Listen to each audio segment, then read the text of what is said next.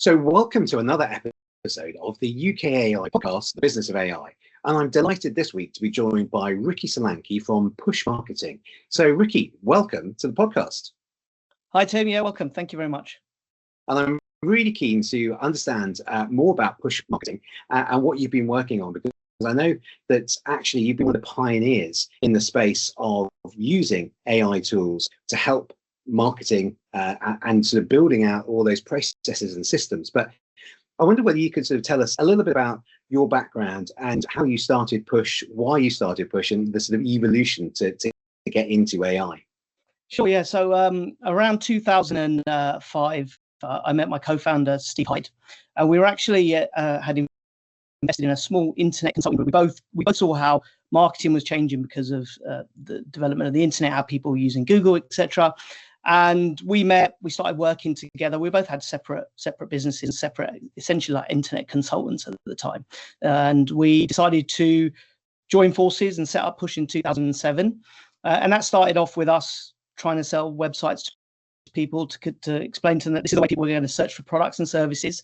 And then also tell them, well, actually, if you have a website now, you can run ads on Google. People are searching. You can make sure you're positioned number one and gain new customers that way. So that's how we started, and it evolved from there. From being a company that did everything: email marketing, website design, SEO, PPC, running ads on platforms like Google. We kind of morphed into a very niched performance marketing agency, and that's where we would run ads on the platforms initially like Google, but then on the social platforms like Meta and TikTok and Microsoft and other platforms like that as well.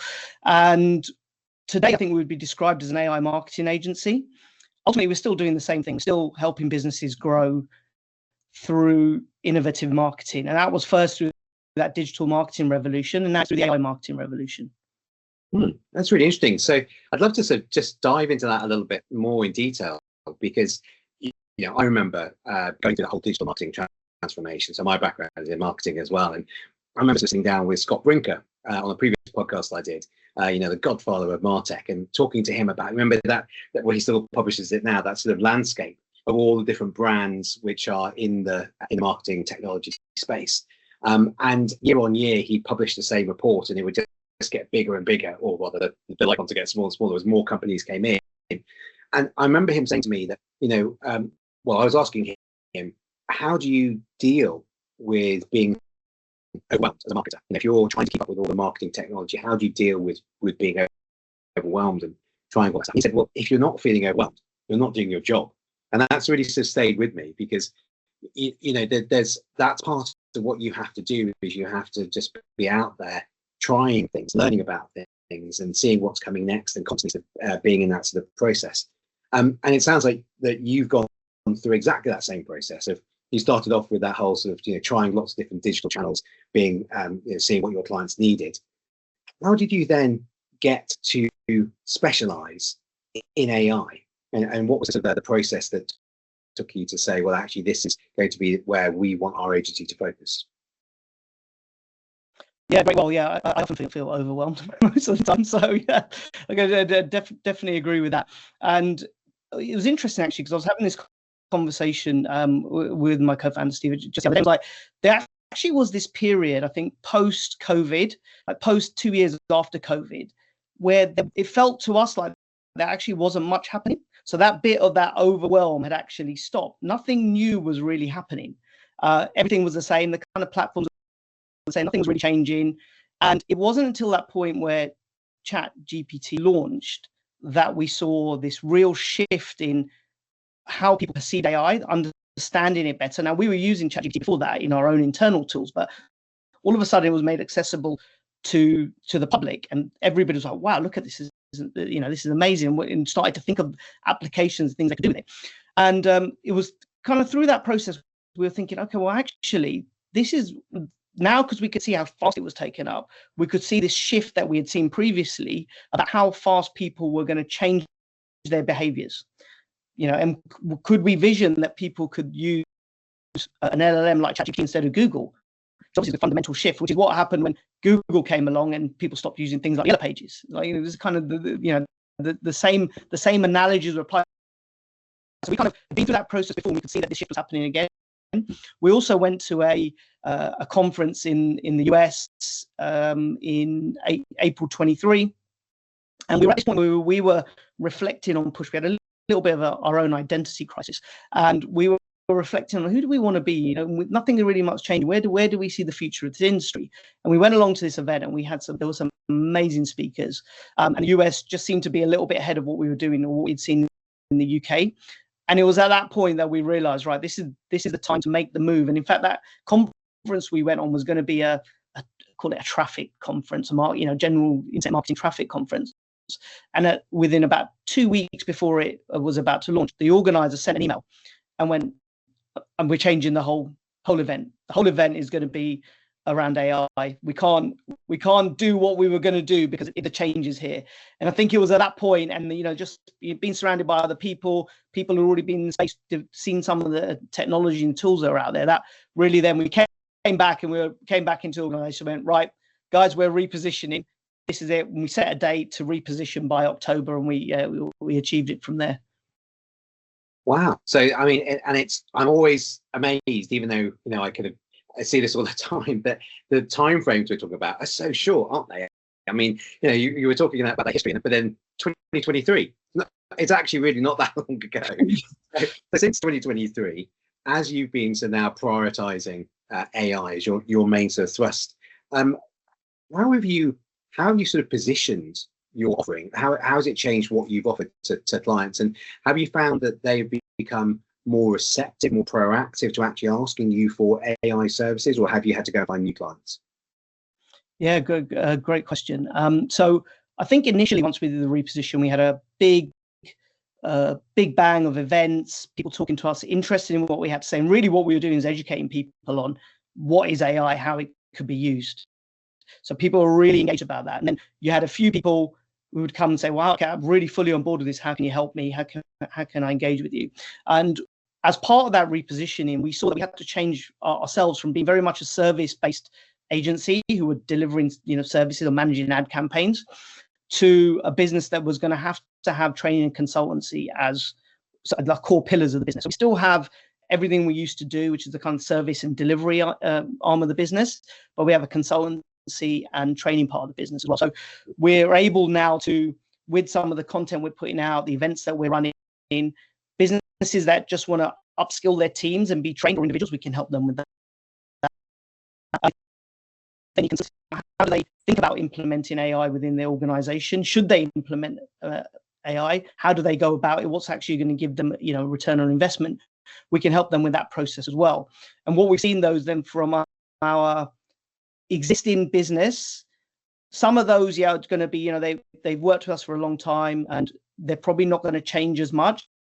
But we're implementing AI for them, but they don't know too much about it because we're using our own tech and processes to do that. But they're maybe not as engaged themselves about what they want to do. But the newer customers, what we're finding is they're still interested in our old core services, but they're looking at how they can now extend into other areas. So if you think about marketing as a function, AI makes it really easy now to bridge that gap into sales and customer experience as well. And so what we're finding is when we're having the conversations, ultimately marketing is just a function to help generate more revenue and more leads. How can we help them along that whole process and actually use the marketing, but then build other processes that can help them win more business as well? Can you talk me through what that looks like? I'm fascinated to hear some case studies of how you're actually building those processes out. So where do you start building a process like that, and how does it where does the technology, the data, the creativity, how do those all overlap? Yeah, so maybe if we start with I'd say the core service. So what we do for all clients, this happens at pitch stage, and then for our existing clients, we've done this as well. Is we build an agent for them, which is essentially a way for us to engage with their data. So we build a knowledge base of their company data, their competitors, information that we've got around their strategic objectives, build that all into a knowledge base or brain, if you want to call it that. And then we have our own agents out. So we'll have like an ad agent, we'll have a creative agent. So we can go in, that's then set with our processes. So we've taken every process that we have written out and made it into an assistant. And then we have set prompts around that as well. So anyone in our organization, go into a client, go into creative folder agent, have a look in there and say, right, I need 4 ad copies, short and long, for this persona.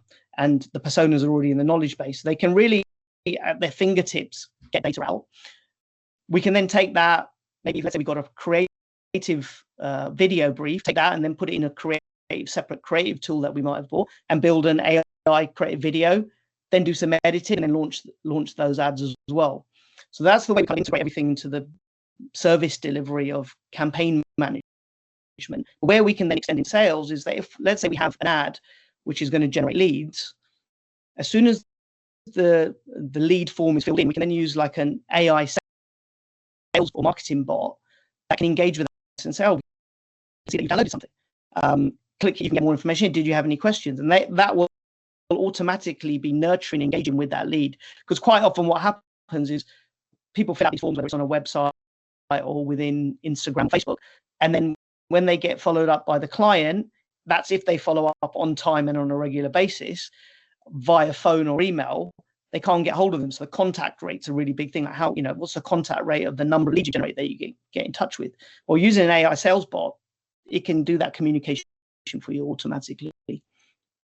Interesting. So how are you using platforms to pull all this together? Do you have your own platform that is something then like a SaaS solution you offer to clients, or do you fit your component parts, your modules that you're describing, all these different brains? Do they fit into the client's existing tech stack?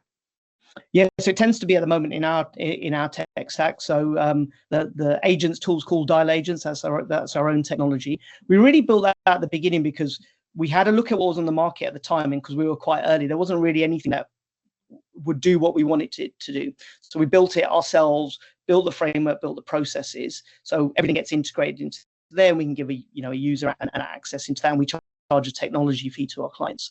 But what's really interesting is that now there's great tools on the market that have been developed over the last 2 or 3 years. And so we, faced with some decisions about, do we continue to develop and invest in our own tool, or do we go and use another tool now if we think it's got all the bells and whistles and they've got a good future roadmap as well? But it's not like we've wasted any of that effort because we've built all the assistants, for example. So that process that I just talked to you about, let's say we have an assistant for research, persona creation, ad creation, creative video production. If we've got all these assistants, what we don't have on our platform is a full end-to-end automation. But some of these other platforms that we're engaging with, they can allow us to easily just make all these assistants flow into a workflow and automation. So I'll give you a great example that we did a test yesterday. And in our CRM system, we changed a lead to an opportunity. And in this new product that we're testing, it did all of our different assistants, which would have been done manually before, which was still quicker than doing it, just your own research. But it did it all within, I think, about 7 minutes, and then pinged an email across into our Slack channel, into our team, going, here's all the research for this client. And it was absolutely, I think yesterday, this just happened yesterday. It was like, everyone was like, wow, okay. Or everyone's brain started going, okay, we've just done that with this process. Imagine what we could do with every other process that we've got. Yeah, wow. And that's where it starts to add value, both in being able to surface all of that information and data in the case there, but also just inspiring people to start using it, because when they can actually see how practical it is going to actually help them to close more sales, then they start to engage in it. It just becomes that in a virtuous circle. So within your sort of system then, or sort of the process you've been describing, it sounds like you're using some agents as well. How much has that sort of changed what you've been doing within the marketing space over the last, it's only been a year really, hasn't it, since agents have become the thing?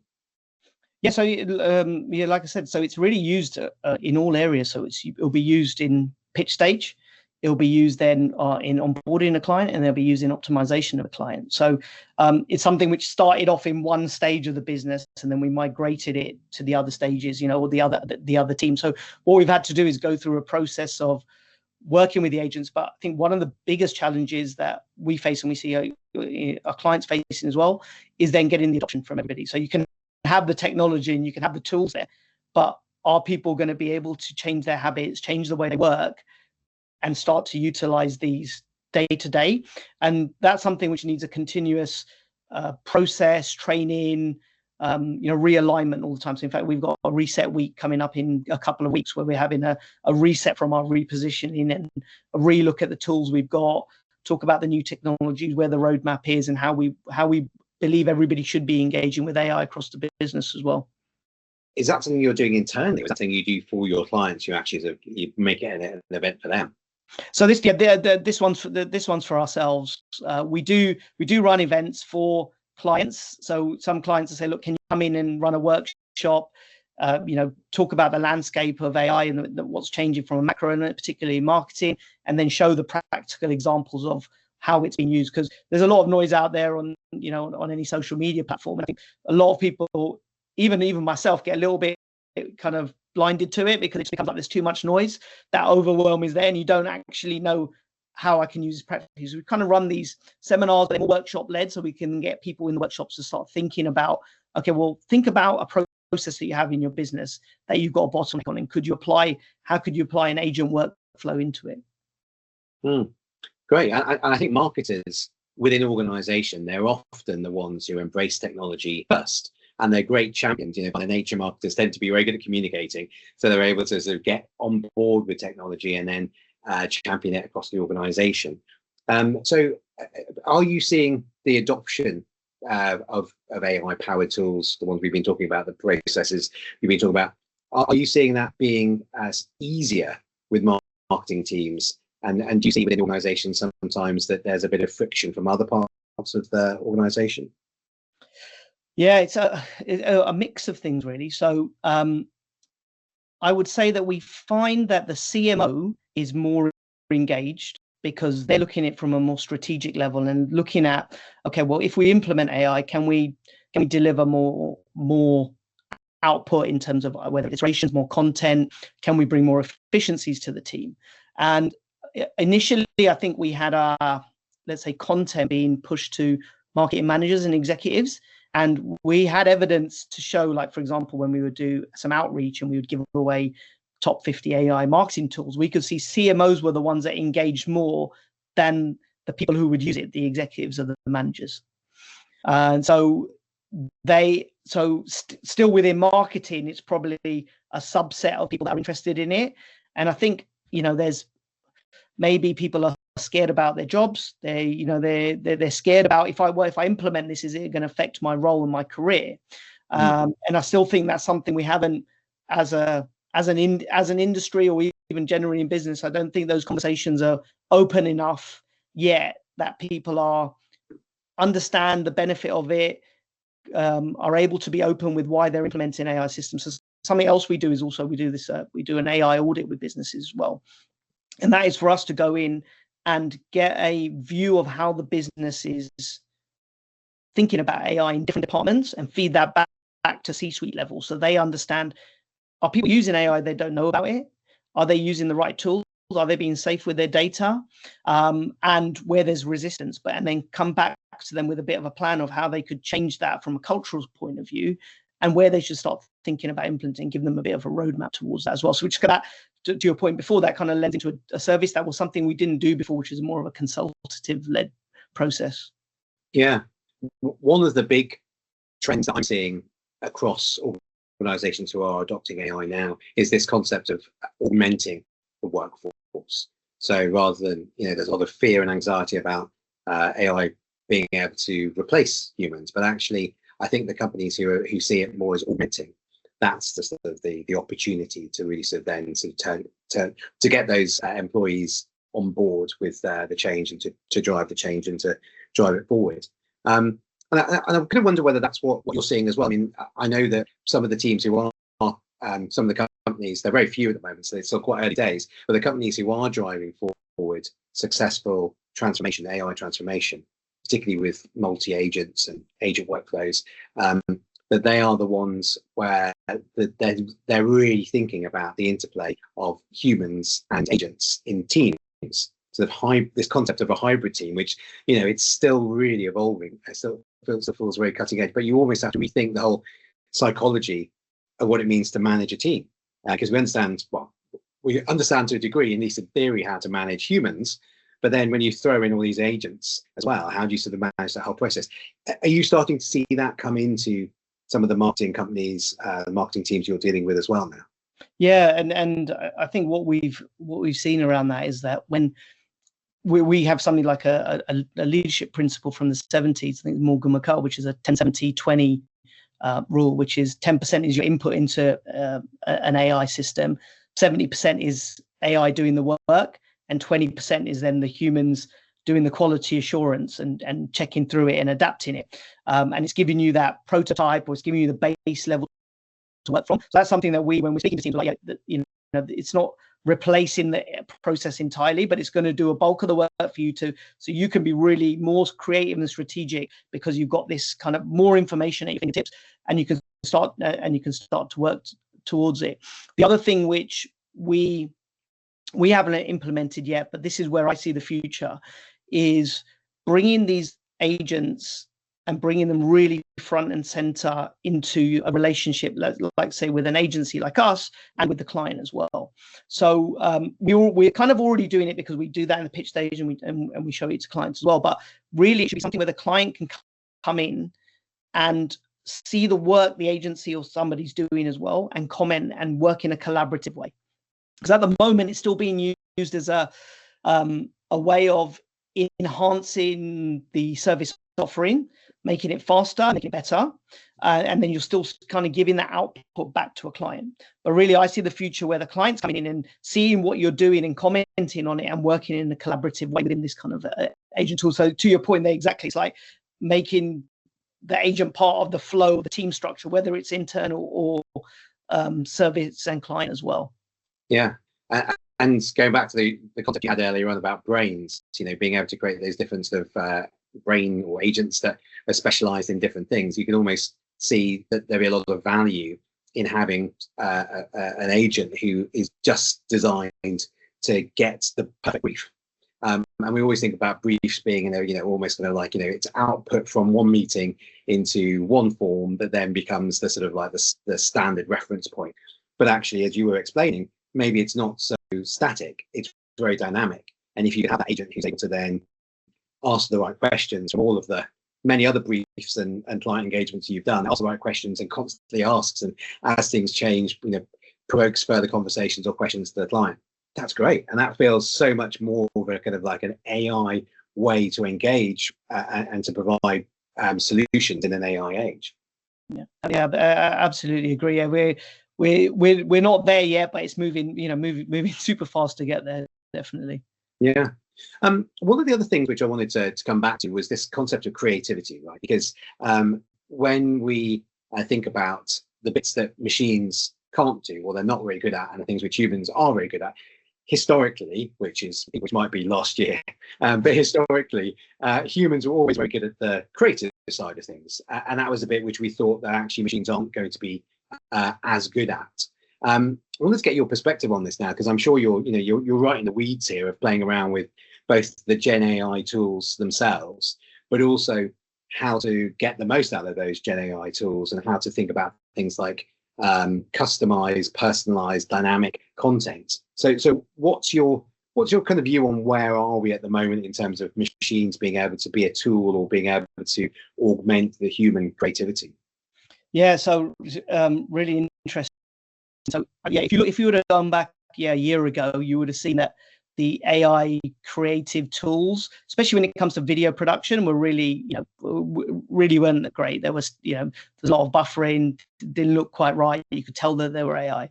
We're in a very, very different place today, and we've got actually some really strong evidence that the AI creatives are performing better than video production that's being made with creative teams, which is incredible. And I can't honestly, we can't really answer why that is. It's not like we can go, oh, it's because of this, because ultimately some of it still we can sense there's still a little bit of AI in there. But for example, we can go and put a script in, create, choose a persona that choose an AI actor that matches up for the persona of a client, create an AI video, change the voice to British, American, slow it down, speed it up, manage the style and the style exaggeration. So that's the bit where you still need a human to do those bits, because you kind of have to get a little bit of a feel. But it produces the video, and then the bit there which is all augmenting on top of that is then you give it to a creative team. So we have our creative team who will then take that video, start overlaying it with some B-roll, maybe some client video raw footage that they've got, other elements, and then we're deploying these videos. And it means, one, we can almost deploy at a speed of 5 or 10x, if not more, of what it would take if you're doing normal production. The cost is 10x lower as well. And then we're seeing that we're launching these and going, okay, well, let's see what the performance is. And we had one client that's spending quite a lot, and they we did a split test across both, and we had a 20% reduction in the cost to acquire a customer, which was for this customer £10, and they generate thousands of leads a month, or bookings in this case. And one video had a spend of £12,000. So once like on a platform like Meta, once Meta sees a creative and it knows it's working, it then starts to send that out more. And the really bad thing about making creatives, you could spend a lot of money making a lot of creatives. You deploy them into a platform like Meta. If they don't work, they're not going to work. There's nothing you can do really that's going to make them work again. And if they work off the bat, then Meta scales them up. Yeah.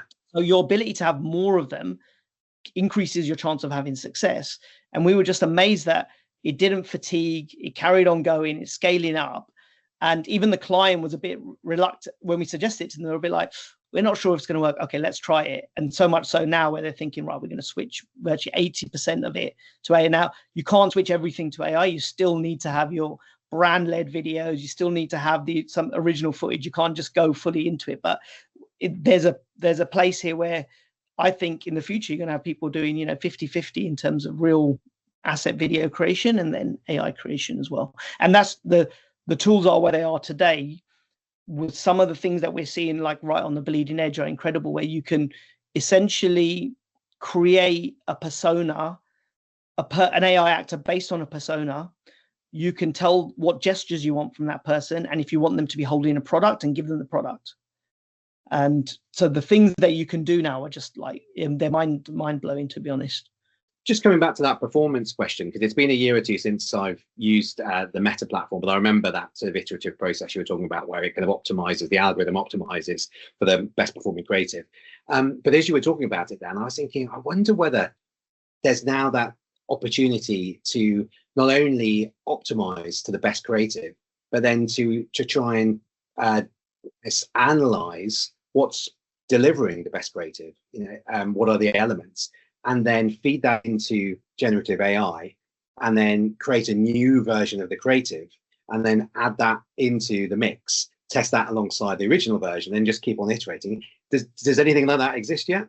Yeah, not fully end to end. So, for example, we do that in our own platform. So, we have our platform Dial 360, which is our ad platform, which is different to the agent one, where we take in data from all the platforms.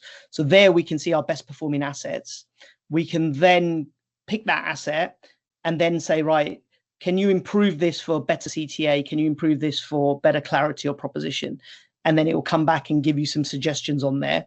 And actually, so the next piece, which is in development at the moment with our team, is to take that and go, well, I've got this creative. I've now got the recommendations. I'm going to give you a new creative off the back of it, because we're at that point now where the generative AI output from that image can be quite close to what you want. Still probably not going to be the finished product, but we've got examples where we're working with businesses where we can then give them those, and then they brief their internal team, but they've got virtually exactly what we want, where we want the text, how we want it to look, and then they can just improve it and then give us back an asset they're comfortable using.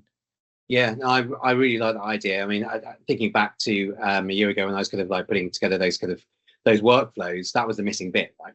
Because you had all the data which you could pull out of the platforms. You could surface them in a sort of spreadsheet. Sometimes you have a bit nicer of a visual way of being able to show them. But then there wasn't really the workflows to be able to go and create the assets. But it sounds like you're now you've plumbed all that together into a really nice workflow that it can actually allow you to do that, which is super powerful. And as you start to get more signals to plug into that, you start to be able to iterate, drive down the cost of acquisition, and deliver the holy grail for marketers, of course, which is ROI.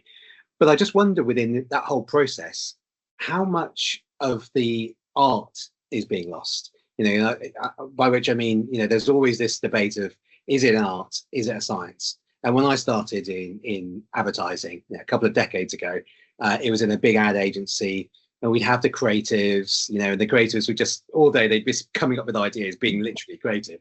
And then you'd go and have the producers who go and film a TV ad or a print ad or whatever. And there was photographers and directors of photography. There was a lot of creative people whose job it was to just solely be creative. Fast forward to today, and what we were just talking about, that sort of very sort of iterative process where we get quite excited about the data, right? I mean, don't get me wrong, I am excited about the data as well, but I just don't know what's happened to that sort of more artistic side of it, and whether we're taking out that artistic side, and now it's being very effective because we're using data, but have we lost something about the art and the human experience and the richness of the cultural insights that we would have had in those ads maybe even 5 or 6 years ago?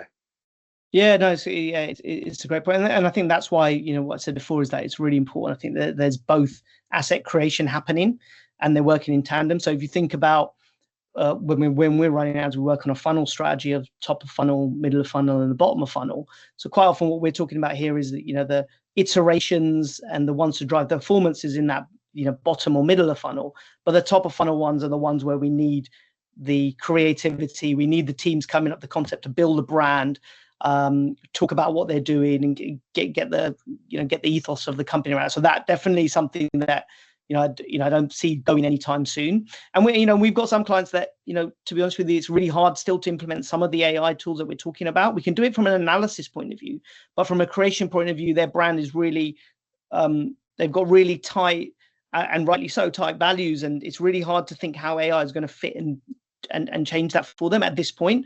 I think there will be some changes coming. I think one of my bigger concerns is the platform on Meta themselves. So Mark Zuckerberg, was quoted as saying, we want people just to connect to their bank account and we'll do everything for them.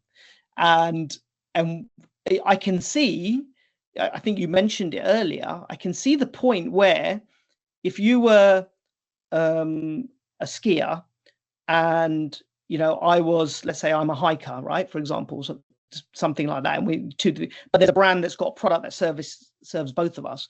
You could see how Meta could potentially make a video of somebody wearing a jacket which you can wear while skiing, and somebody walking that I would resonate with the same jacket. And you could see Meta, I think Meta believe they can achieve that, not today, but in the future, which is why they're saying they can deliver personalized AI-led ads almost real time to somebody. And, I don't know how quick we get to that, but I think at that point, that's also, it's great from a data and maybe ROI, but that really does take away all creativity and art from a brand, because they're really already, I think a lot of brands we work with, and we feel it as well, we've lost so much control of what we could do, let alone in the last 1 year, like compared to 5 years ago. And really the only leverage you have is your creative. So if that gets taken away from you in the platform, then that's going to be really bad for brands. And it becomes a bit bland and boring for all of us, right? Because we're just going to get served whatever the AI thinks we need to be served, which is already kind of happening to an extent, but we're going to strip out that ability for us to really, hold tight to values and put across what we want about our brands. Yeah, no, you might not even, sorry to interrupt you, but you might not even know what's being put out as well, because you're not going to be able to see the assets because it's going to be real time. Yeah, no, I think that's absolutely right. And I go back to your funnel analogy, which I think was really powerful in terms of the role of brand and where performance sits in that sort of funnel, because we do need to be having that sort of broader interests, right? As humans who've been on the planet for a couple of decades now, we understand we've got interests which aren't just related to, let's say, hiking or skiing. We'll have lots of things that make up our particular interests.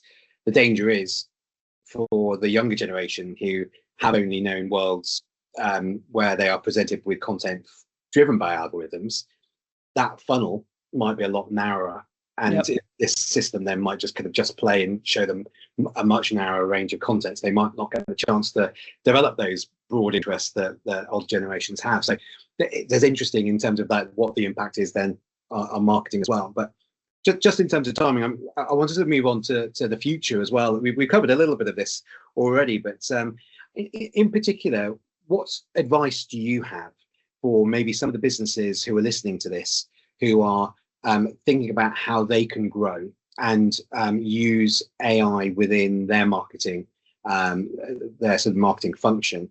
What advice do you have around sort of, should they be building? Should they be working with agencies? Should they be experimenting? What general advice do you have? Yes, I think as a starting point, I think definitely experimenting. ChatGPT is a great place to start, and with some of the newer models they've got, it can really allow you to get some interesting ideas back around what you should be doing, what content you can be putting out. So I think experimenting with that, understanding how to prompt and doing some prompt engineering. There's lots of courses online in terms of how to do that. So I think we're still at a point where you have to give good context about what you want the ChatGPT chat to do, what you're asking for, and what output you want. I think if people start experimenting with that, if they haven't already, and start delving that into a bit more, they can start to see what outputs they can get. And then really, I think it's about looking at either what would they like to put more content out for example, from a marketing perspective. It's like, quite often when we have these marketing plans, we have a roadmap, and we're like, okay, well, we're going to in this quarter tackle this, and then might win this. Next quarter we might tackle this. But really, you're at the point where you could go on to multiple channels quite quickly, because the AI can help you do that. So if you had a video, for example, you could cut it up and put it on all the different platforms. You could get content from one blog post and have content that you can put out in 5 or 6 places. So I think it's about really reframing the thinking a little bit and going, well, actually, where would we like our brand to be seen, where we're not at the moment, and then how could we use AI to start implementing those brands? So that all of a sudden, then you get something that's quite tangible, because you can go down the let's improve our efficiencies. If you start to see you can do more and you can get your brand out and into more places, I think that has a more tangible impact, and then you can really start to leverage on from there in terms of what you're doing.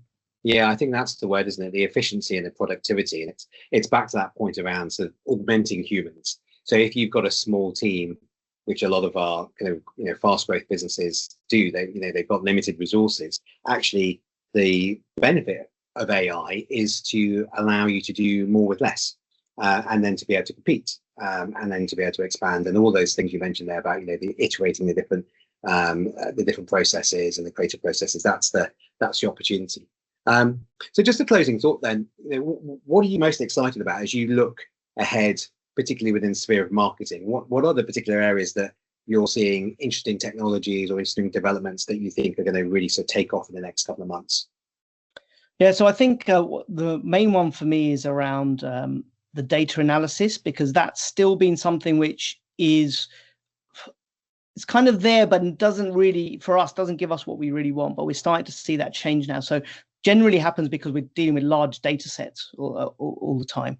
And so you might be able to, in our system, we can upload a spreadsheet, for example, but sometimes it gets confused. So what we're starting to see is, as the technology develops and the memory increases, and the ability for the LLMs or whatever AI you're using to read bigger sets of data and make it more accessible, like at very bigger organizations with bigger budgets obviously are able to do this, but I can start to see this filtering down, because ultimately, us, our clients, and then and throughout organizations, we'll have a lot of data.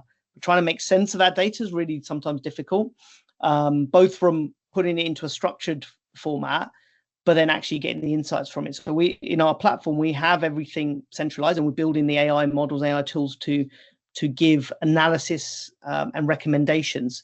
And we've seen it really develop in the last year.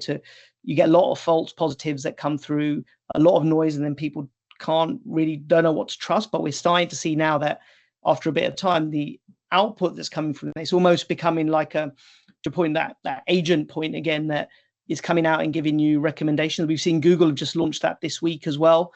They have like an account manager agent within the platform, but we do that across all platforms, so aggregating data and then building on top of it. So yeah, I'm really excited to see how we can take more data, integrate them into longer workflows to get analysis from them. Yeah, I think that is a really interesting angle. Yeah, well, I look forward to seeing how that progresses, and so having chats with you and Steve and the team to see how that pans out across the next year. So just tell us, how can we find out more about Push marketing, stay in touch with you, and what have you got coming up at Push? Yeah, sure. So our website is pushgroup.co.uk. You can find me on LinkedIn, also Steve Hyde, my co-founder. So yeah, connect with us there. We do put out a lot of content from there. And then yeah, also if you go to our website, we have an AI hub on there. So we have some short videos as well, and you can see more about some of our training products as well that may be of interest to some people as well. Fantastic. Yeah, and we're looking forward to getting you more involved in UKAI. We've got a lot of events coming up specifically around agentic, but also on marketing as well. So we'll definitely get you involved in those, and maybe get your help to put together a webinar. I think there's a lot of advice and experience that you and Steve would be able to share with our members and our broader network. So I look forward to continuing that conversation. But Ricky, thank you so much for sharing your incredible experience and expertise in marketing and AI today. Thank you. Yeah, thank you. Thanks for having me. And I look forward to working with the UKAI much more as well.